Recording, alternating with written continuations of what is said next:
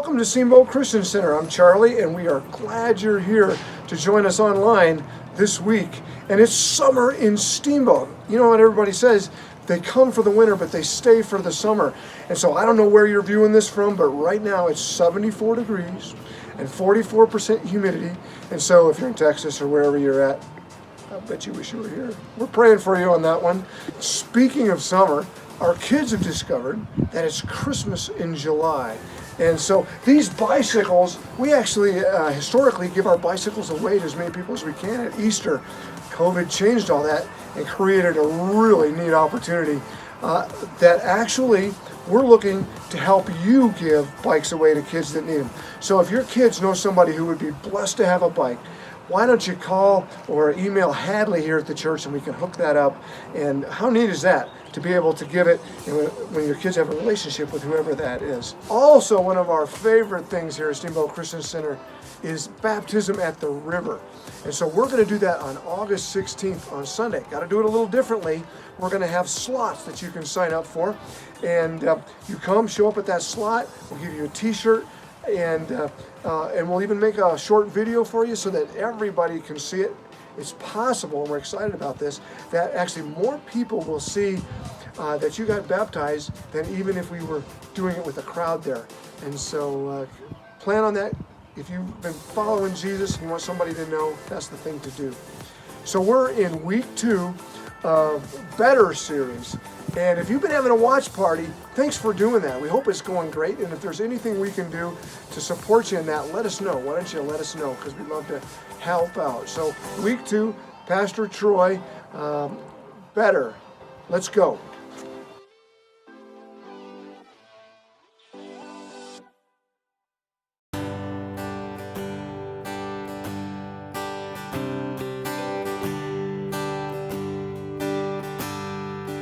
I searched the world, but it couldn't fill me. A man's empty praise and treasures of faith are never enough.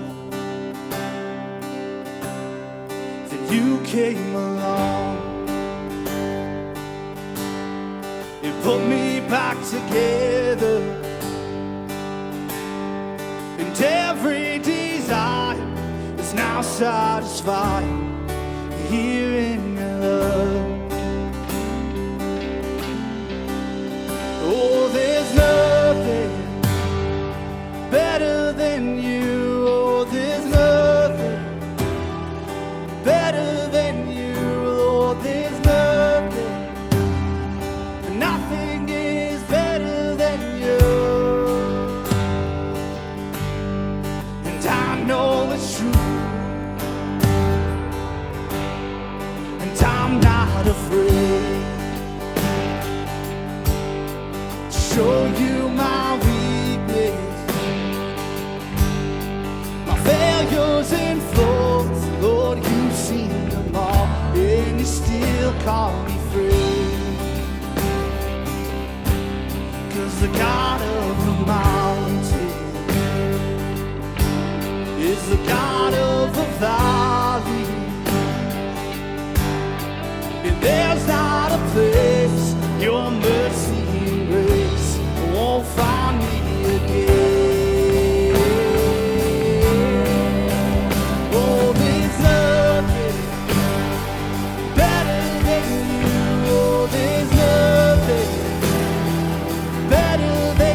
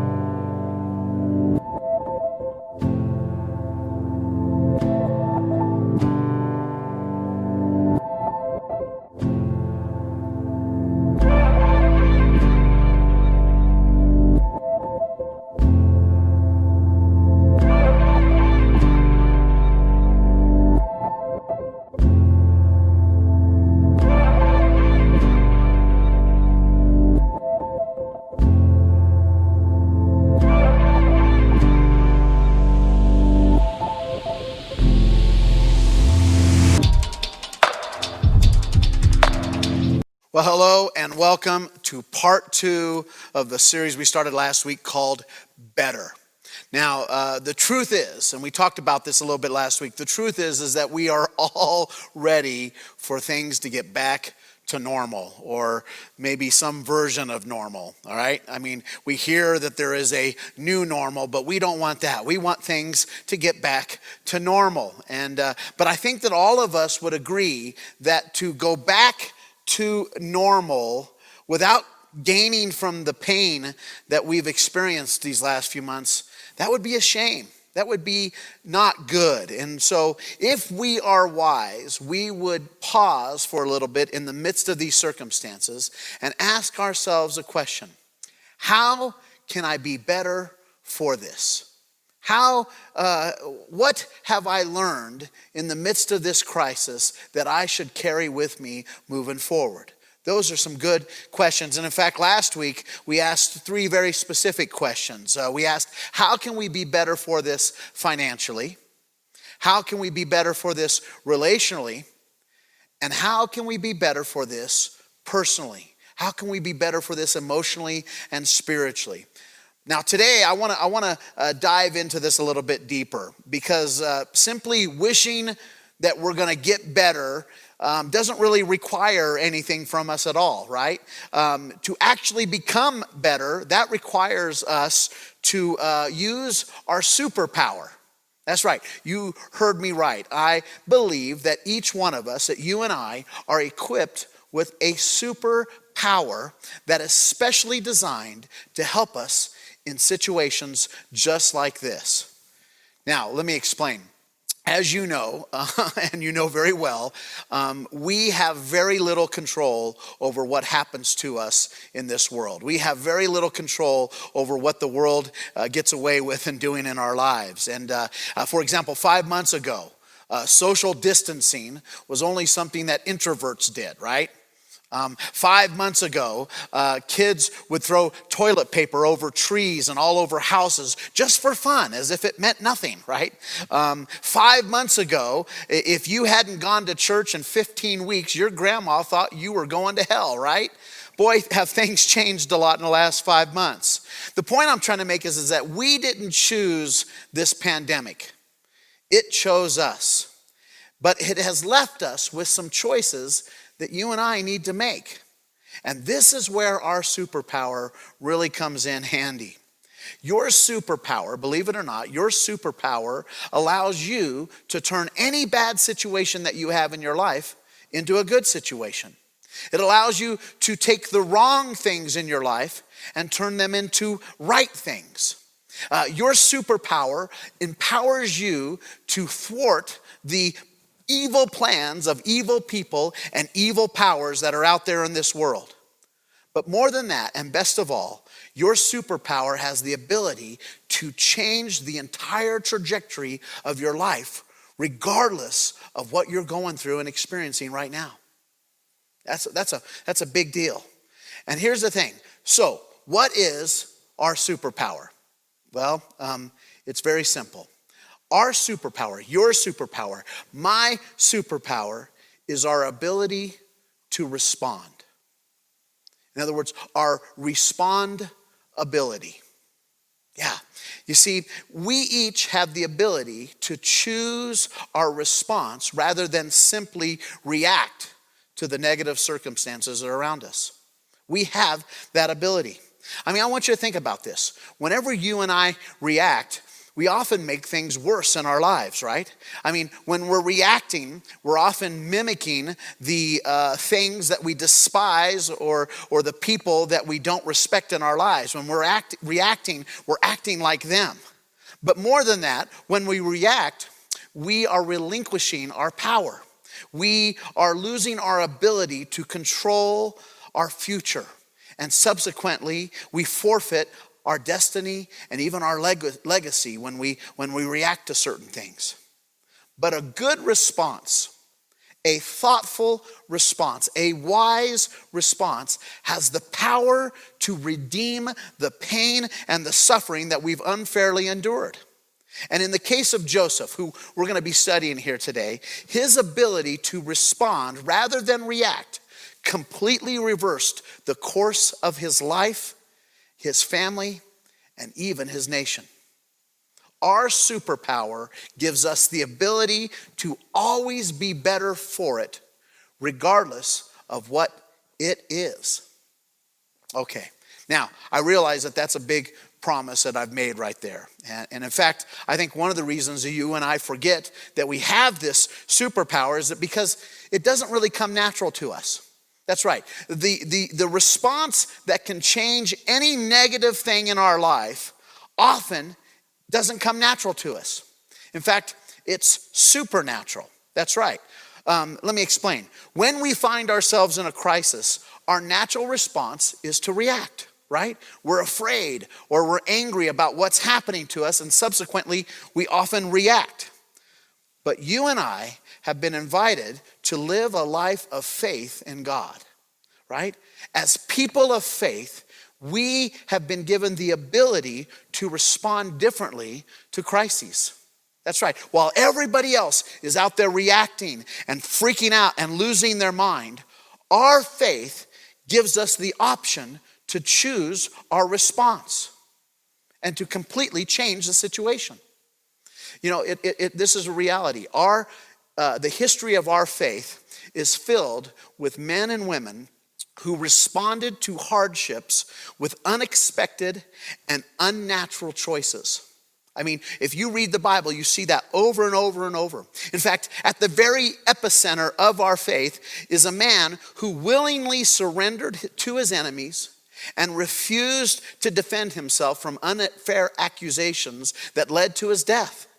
And even though he could have easily saved himself, he chose not to. And as a result, he ended up saving a whole lot of other people, including you and me, right? Of course, I'm talking about Jesus. The point I'm trying to make here is that we should never, ever underestimate the power of a good response. We should never underestimate the power of a good response.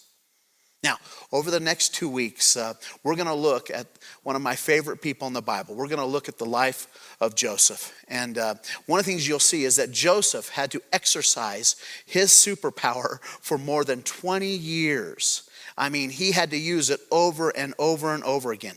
And what I want to do today is I want to begin by looking at his story, by starting at the end of his story, by going to the happy ending. There's a lot of tragedy in his life, but I want to start at the happy ending. In Genesis chapter 50, verse 20, Joseph makes an amazing statement. I want to start with this. He says this. He said, "You intended to harm me." Now, the "you" in this statement refers to a group of powerful people who had the odds stacked in their favor and who had evil in their hearts. They had created the kind of crisis that often turns victims into perpetrators. It often provokes the innocent to act like the guilty. They had created a big giant mess for Joseph. But that's not how this ended up. This ended up completely different. And I want you to listen to what this hero had to say at the end. He said, "You intended to harm me, but God intended it for good." Wow. In other words, you wanted to bring me harm, but God used this to make me better.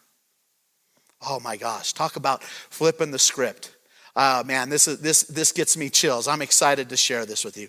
The key for the turnaround in Joseph's life was his supernatural ability to respond instead of react to the negative circumstances that arose in his life time and time and time again.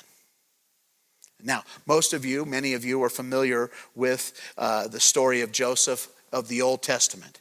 And if you're not, let me just give you a little background to this as we jump into this.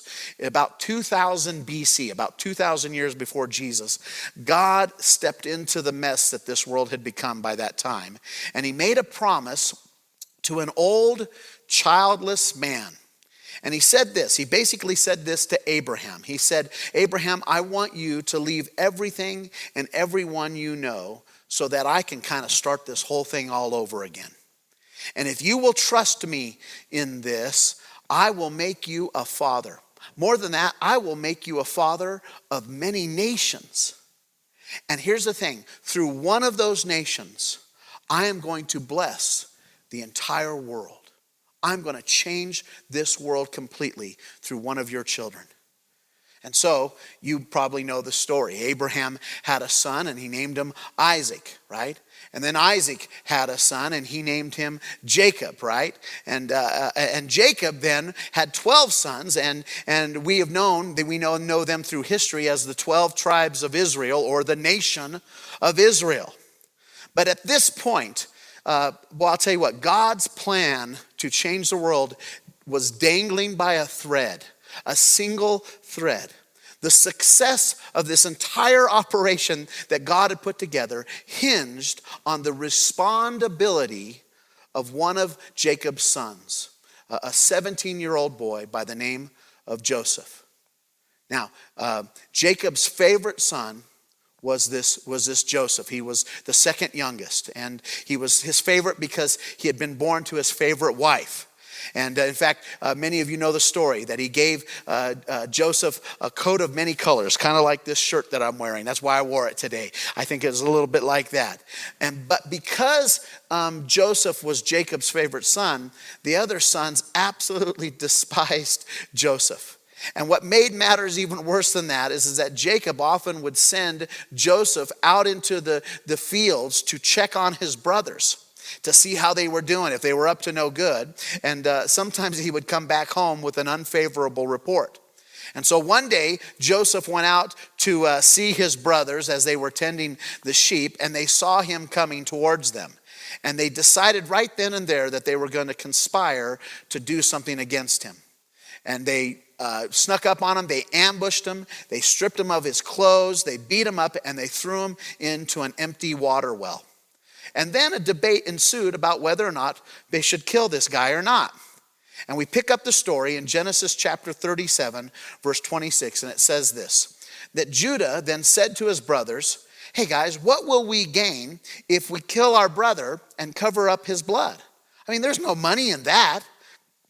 Come, let's sell him to the Ishmaelites and let's not lay our hands on him. After all, he is our brother. He is our own flesh and blood, right? I mean, we can't be that cruel. This guy was just a real sweetheart here, right?"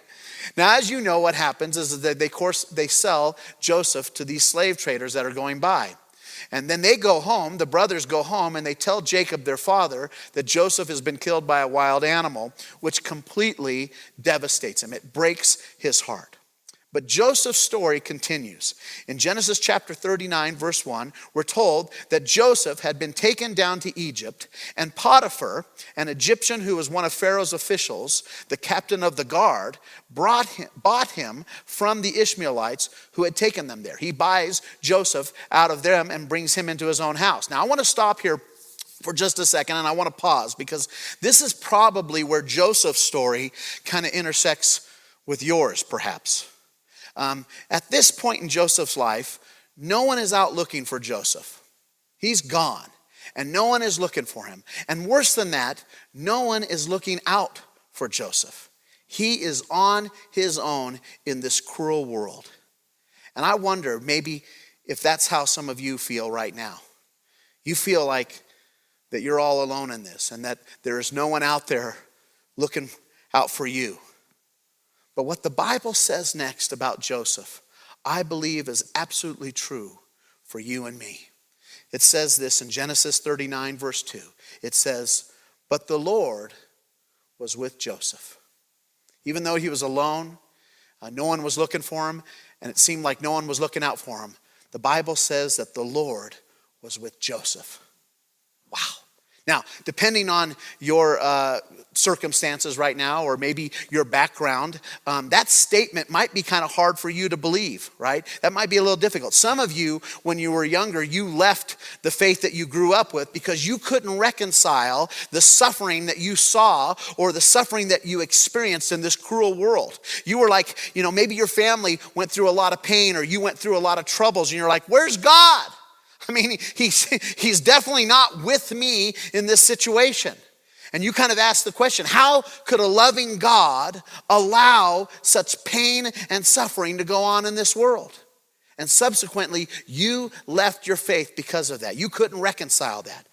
And we do this. We look at this story and we go, wait a second. If the Lord was with Joseph, then Joseph would have never been thrown into the pit in the first place, right? He would have never been sold into slavery.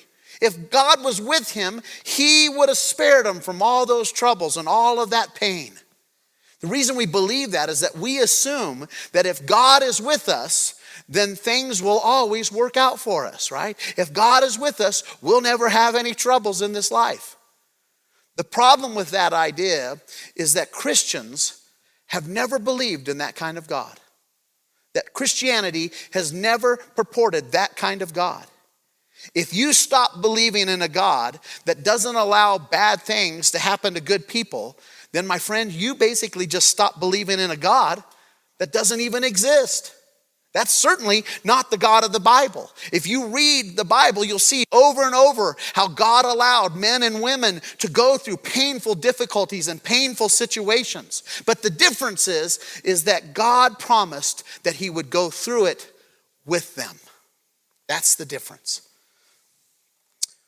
But the Bible says that God was with Joseph.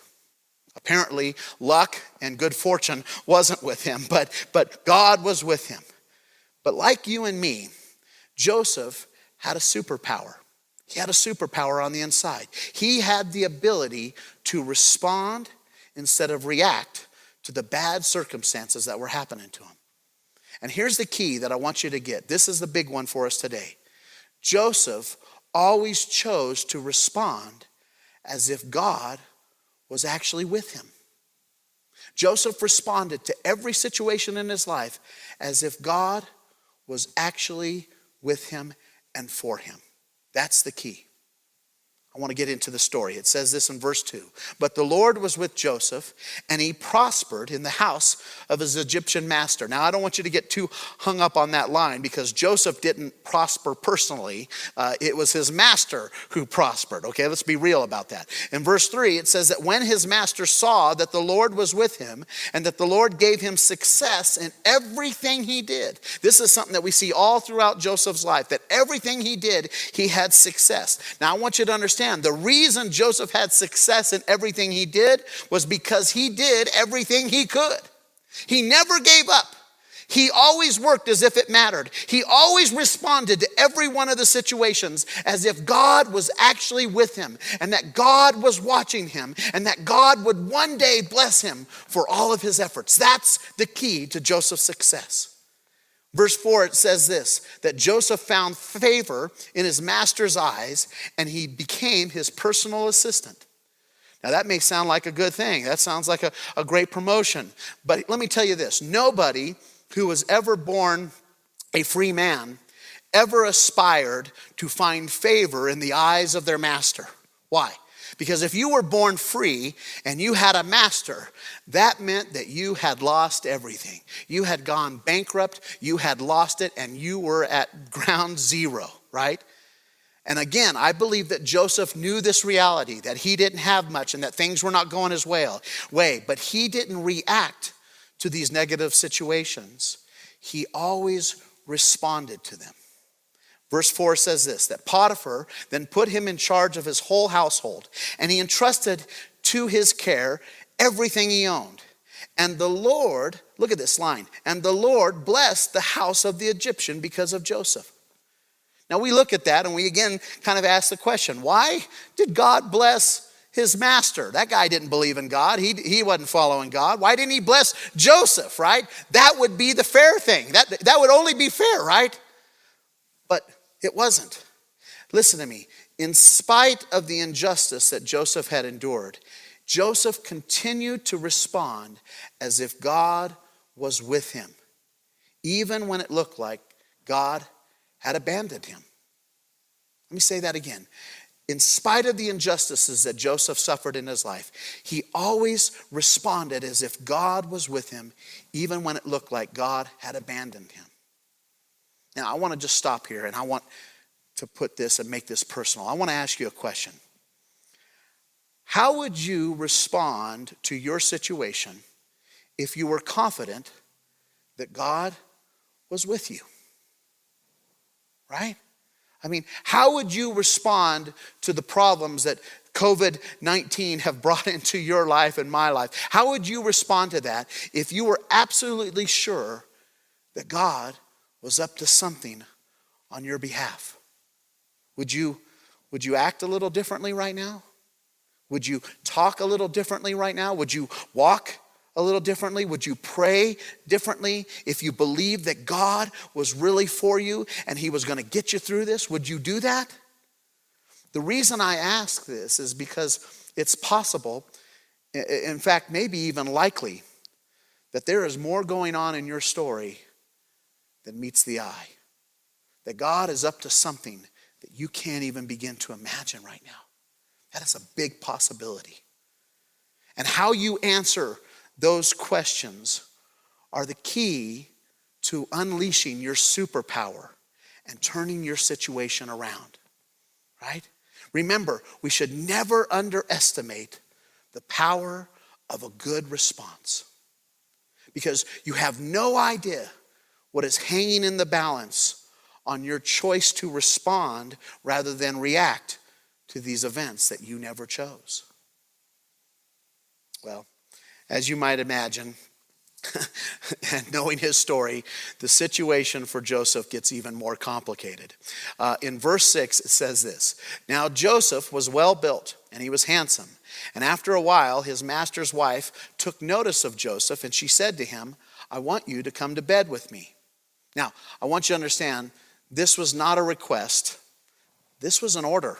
I mean, Joseph was a slave, and she was the wife of his master, okay? He had to do what she told him to do. He was in a no-win situation. I mean, he was darned if he did and darned if he didn't, right? And I'll tell you what, if you know his life story, you'll know this is the last thing that he needed to happen, right? And in fact, I have a feeling that Joseph probably felt the same way that we feel when we've been doing everything right, yet everything seems to continue to go wrong. I think he's just sitting there going, why do I even try? Why do I even care what you think, God? This just seems to get worse and worse and worse. But Joseph didn't do that. Once again, Joseph deploys his superpower. He responds instead of reacts to the situation. In verse 8, look at this. It says, "But he refused her, and he told her this." He said, listen, he tried to respond. He said, "With me in charge, my master does not concern himself with anything in this house. Everything he owns, he has entrusted to my care. No one is greater than I am in this house. And my master has withheld nothing from me except you, because you are his wife. How then could I do such a wicked thing and sin against God?" Now that's an interesting thing. It would have been a sin against his master, but he saw it in a much bigger terms and a much bigger scope, right? And I can just imagine this woman going, wait a second, you don't want to sin against your God? Is this the same God who is responsible for your miserable, pathetic life? You don't want to sin against that one?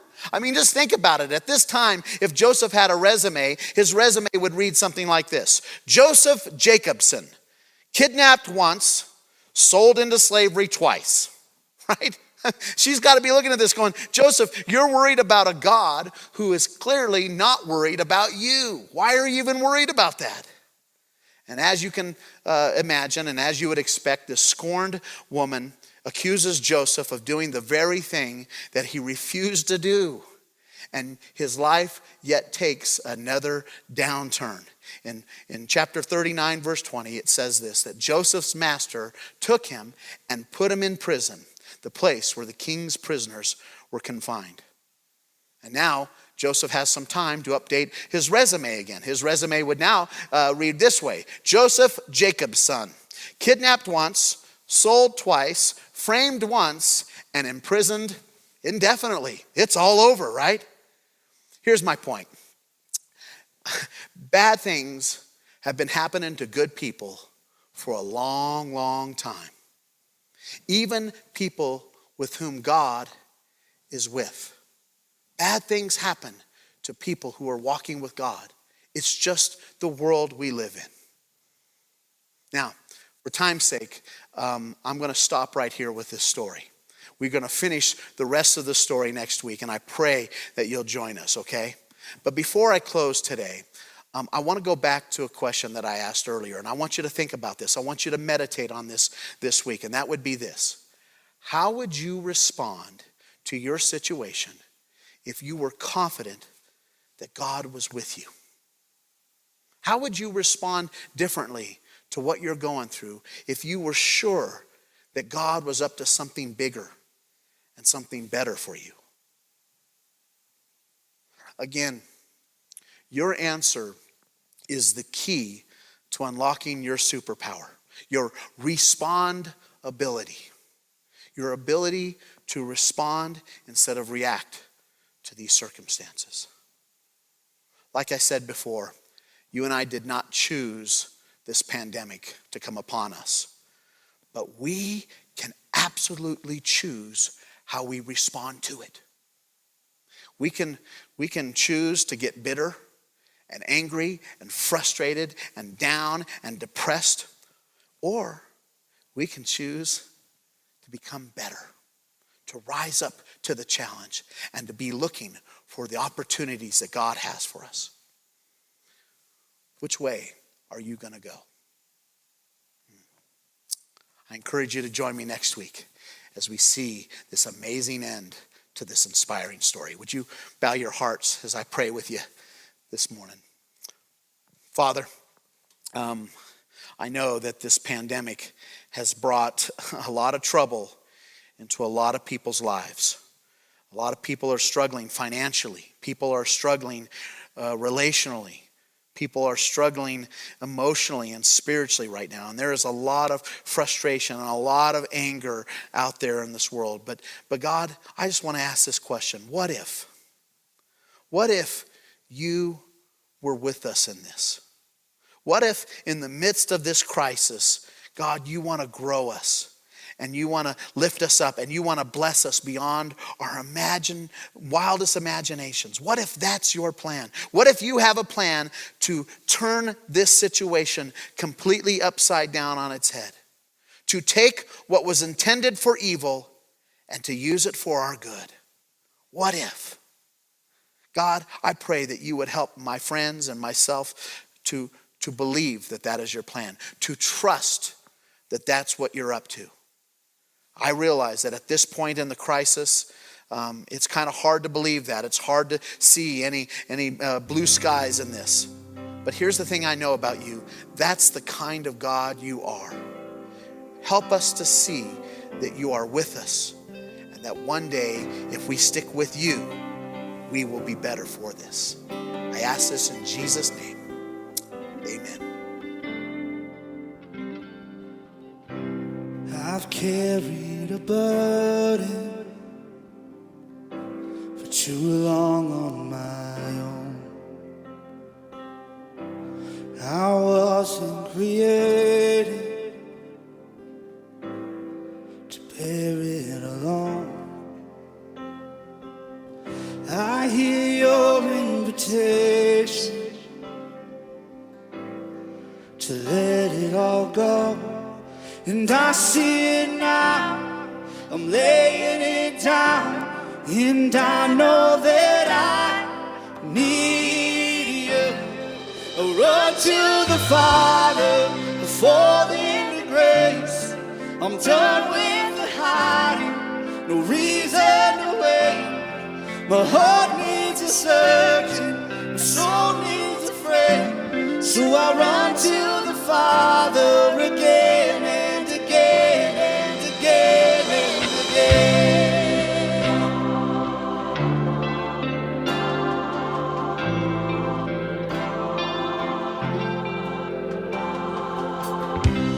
You saw my condition, had a plan from the start.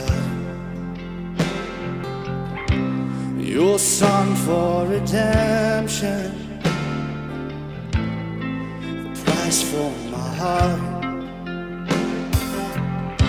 And I don't have the context for that kind of love. I don't understand, I can't comprehend All I know is I need you. I run to the Father, fall into grace. I'm done with the hiding, no reason to wait. My heart needs a surgeon, my soul needs a friend. So I run to the Father.